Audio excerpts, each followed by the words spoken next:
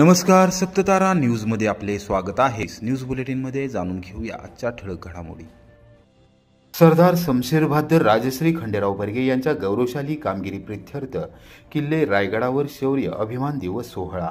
स्वराज्याची राजधानी किल्ले रायगड दिनांक 18 मार्च 1773 रोजी तिसऱ्या वेळी स्वराज्यात आणण्याच्या मोहिमेत कोरेगावचे सरदार शमशेर बहादर राजश्री खंडेराव बर्गे आणि त्यांच्या सहकाऱ्यांनी मोलाची कामगिरी बजावलेल्या घटनेला मंगळवारी 252 वर्ष पूर्ण झाली। त्या प्रीत्यर्थ बर्गे मंडळींच्या वतीने किल्ले रायगडावर खंडेराव बर्गे पराक्रम शौर्य अभिमान दिवस साजरा करण्यात आला। या सोहळ्यास बर्गे घराण्यातील महिलांची विशेष उपस्थिती होती। कोरेगाव विकास आघाडीचे अध्यक्ष तथा प्रथम नगराध्यक्ष प्रशांत उर्फ राजाभाऊ बर्गे, उपनगराध्यक्ष राहुल रघुनाथ बर्गे, ज्येष्ठ इतिहास संशोधक पांडुरंग सुतार, गजाभाऊ बर्गे, उदयसिंह बर्गे, पांडुरंग बर्गे, चंद्रकांत बर्गे, नलिनी बर्गे, उज्ज्वला बर्गे, सुनीता येवले, संगीता बर्गे, पल्लवी शिंदे, रत्नमाला सुतार, सुनंदा बर्गे यांच्यासह बर्गे मंडळी रायगडाच्या पायथ्याशी दाखल झाले। त्यानंतर गडावर गेले। दुपारी 3 वाजता प्रथमतः राज दरबारातील मेघडंबरीतील सिंहासनाधिष्ठित श्रीमंत छत्रपती शिवाजी महाराजांच्या पुतळ्याचे प्रशांत उर्फ राजाभाऊ बर्गे, पांडुरंग बर्गे व उदयसिंह बर्गे यांच्या हस्ते पूजन करून पुष्पहार अर्पण करण्यात आला। यावेळी सर्वांनी छत्रपती शिवाजी महाराज, संभाजी महाराज, शमशेर बहादर खंडेराव बर्गे, राजश्री हरजीराजे बर्गे यांच्या विजयाच्या घोषणा दिल्या। त्यानंतर होळीचा माळ येथील शिवाजी महाराज पुतळा श्री जगदीश्वर मंदिराजवळ असलेल्या शिवाजी महाराजांच्या समाधीचे पूजन करून पुष्पहार अर्पण करण्यात आला। यावेळी मंदिरामधील शिवपिंडीचेही दर्शन घेतले। पाडळी येथील इतिहास संशोधक धनंजय ढाणे आणि पुण्याचे इतिहास संशोधक सचिन करडे यांचे बर्गे घराण्याच्या स्वराज्यातील योगदान या विषयावर व्याख्यान झाले।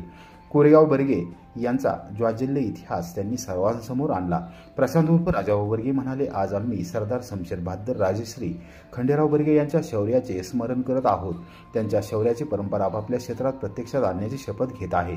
यावेळी फतेसिंह बर्गे, सयाजी बर्गे, राजेश बर्गे, पृथ्वीराज बर्गे, अजय बर्गे, संभाजी बर्गे, दीपक बर्गे, प्रणव बर्गे, सुलतानवाडी ग्रामपंचायतीचे सदस्य राहुल दादा बर्गे, निशांत दादा माने, मधुकर ननावरे, तेजस बर्गे, निशांत माने, नवनाथ पवार, संदीप सुतार, प्रताप उर्फ बंडू बर्गे, सेवानिवृत्त सुभेदार श्रीकृष्ण बर्गे आदी यावेळी उपस्थित होते। रायगड किल्ल्यांची खूप स्थित्यांतर झाली। स्थित्यांतर म्हणजे या सत्तेच्या ताब्यातून किल्ला त्या सत्तेच्या ताब्यात जाणं याला स्थित्यांतर म्हणतात। आणि शिवछत्रपतींच्या काळापासून हा रायगड एक छत्री अंमलाखाली मराठ्यांचा नांदला। मात्र संभाजीराजांच्या कैदेनंतर, संभाजीराजांच्या गिरफ्तारीनंतर हा रायगड मोगलांच्या ताब्यात गेला। पुढं हा रायगड सिद्धी जो आहे, जंजिरेच्या सिद्धी, त्याच्या ताब्यात गेला। 1733ला पुन्हा अप्पाहरीच्या नेतृत्वाखाली एक तिथं चढाई झाली आणि पुन्हा आपल्या ताब्यात हा 1733ला रायगड आला। यानंतर हा रायगड मराठीशाहीच्या ताब्यात राहिला। मात्र इथला जो किल्लेदार होता पोतलीस नावाचा, यानं स्वराज्याशी हुकूम मानिनासा झाला आणि एक छत्री अंमल त्यानं सुरू केला। आणि या वेळेला सातारा गादीचे महाराजा रामराजे यांनी हुकूम दिला की खंडेराव बर्गेंना की हा गड जो आहे राजधानीचा किल्ला तो आपण स्वराज्यात घ्यावा। आणि त्यासाठी सहशिबंदी खंडेराव बर्गे इथं आले आणि या गडाला वेढा घालून हा गड अल्पावधीतच स्वराज्यात दाखल केला। ही होता हा शौर्य दिन। ती तारीख होती 18 मार्च 1773। आज या घटनेला साधारणतः 250 वर्ष उलटून गेलेली आहेत। अजूनही तेव्हा पराक्रमाच्या पडसाद, त्या पराक्रमाच्या स्मृती जपण्यासाठी आपण इथे येतोय। धोम डावा आणि उजवा कालवा अस्थिरीकरणासाठी नाबार्डला सुधारित प्रस्ताव देणार जलसंपदा मंत्री राधाकृष्ण विखे पाटील।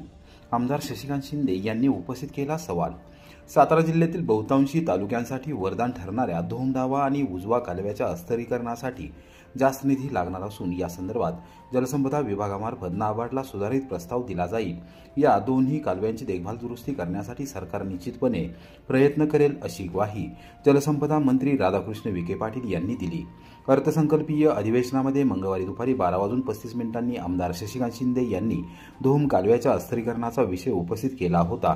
यावेळी त्यांनी संपूर्ण परिस्थिती निदर्शनास आणून दिली। त्यावर सरकारच्या वतीने उत्तर देताना मंत्री विखे पाटील यांनी ग्वाही दिली। सातारा जिल्ह्यातील वाई, सातारा, कोरेगाव तालुक्यातील धोम डावा कालव्याच्या माध्यमातून 24,825 क्षेत्र सिंचनाखाली येत आहे। साधारणतः 50 वर्ष झाली या 72 ते 76च्या कालामध्ये हे कॅनॉल झालेला आहे आणि साताऱ्यातला हा महत्त्वाचा असलेला कॅनॉल आहे, जो वारंवार 50 वर्षानंतर इतका अस्थिरीकरण होणं गरजेचं आहे। या अस्थिरीकरणाच्या संदर्भामध्ये सातत्याने कॅनॉल फुटून शेतकऱ्यांचं अतोनात नुकसान होत आहे। माझा स्पेसिफिक प्रश्न आहे, माननीय मंत्री महोदय, तत्कालीन उपमुख्यमंत्री आणि जलसंपदा मंत्र्यांनी याच सदनामध्ये आश्वासन दिलं होतं की आम्ही तत्काळ 52 कोटी रुपये उपलब्ध करून कामाला सुरुवात करेन। त्याला 1.5 वर्ष झालं, अजूनही त्याची प्रशासकीय मान्यता किंवा अजून तिथे प्रस्तावच तयार झाला नाही असं मला कळलेलं आहे। हा सभागृहाचा अपमान आहे।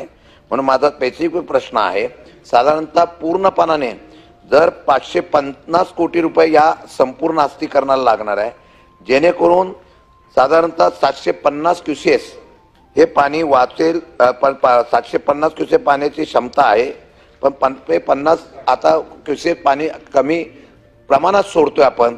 माझी स्पेसिफिक प्रश्न एवढाच आहे, 550 कोटी नव्हे, परंतु टप्प्याटप्प्याने हे करणं फार गरजेचं आहे।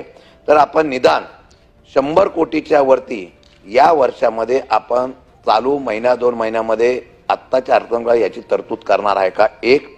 दुसरं, काही ठिकाणी मग आता बोरकळ, सोनगाव वगैरे, जळगाव वगैरे हा साताऱ्यामधली महत्त्वाची गाव आहे, जिथे अस्थिरीकरणामध्ये अतिक्रमण पण झालेलं आहे। तिथे एखादा पूल होणं पण गरजेचं आहे, जेणेकरून तिथलं क्षेत्र वलटाखाली येऊ शकतं।